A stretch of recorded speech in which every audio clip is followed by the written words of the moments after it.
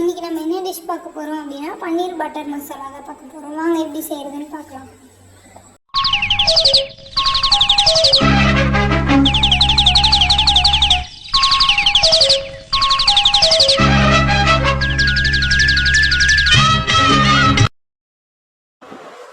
பன்னீர் அப்புறம் கேப்சிகம் ரெண்டுத்தையும் போட்டு நல்லா ஃப்ரை பண்ணி எடுத்துக்கோங்க.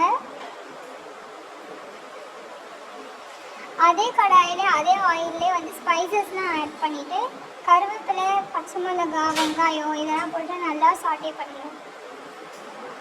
பூண்டும் இது கூட ஆட் பண்ணிக்கோங்க. அப்புறம் நம்ம வச்சுருந்த முந்திரியை எடுத்து போட்டு நல்லா ஃப்ரை பண்ணிக்கோங்க. அதை நல்லா வதங்குற வரைக்கும் ஃப்ரை பண்ணிவிட்டு தக்காளி ஆட் பண்ணுங்கள். ஆட் பண்ணி தக்காளி வதங்கினோடனே அடுப்பு ஆஃப் பண்ணிவிட்டு அதை ஆற வச்சு அரைச்சி எடுத்துக்கோங்க. அப்புறமா அடுப்பு பற்ற வச்சு ஆயில் விட்டு அதில் குட்டி குட்டியான இருக்கிற வெங்காயம் போட்டுக்கோங்க. ஆனியன் ஃப்ரை ஆனோடனே நம்ம வச்சுருந்த பேஸ்ட் அதில் போட்டு நல்லா மிக்ஸ் பண்ணிவிட்டு தேவையான அளவு வாட்டர் ஆட் பண்ணி மிக்ஸ் பண்ணிக்கோங்க.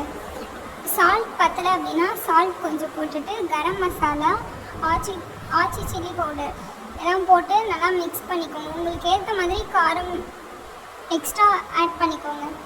நம்ம ஃப்ரை பண்ணி வச்சுருந்த பன்னீரும் கேப்சிகமையும் ஆட் பண்ணிவிட்டு கொரியண்டர் லீஃப், அவ்வளோதான் நம்ம பன்னீர் பட்டர் மசாலா ரெடி ஆகிடுச்சு. இதையும் நீங்கள் உங்கள் வீட்டில் செஞ்சு பாருங்கள்.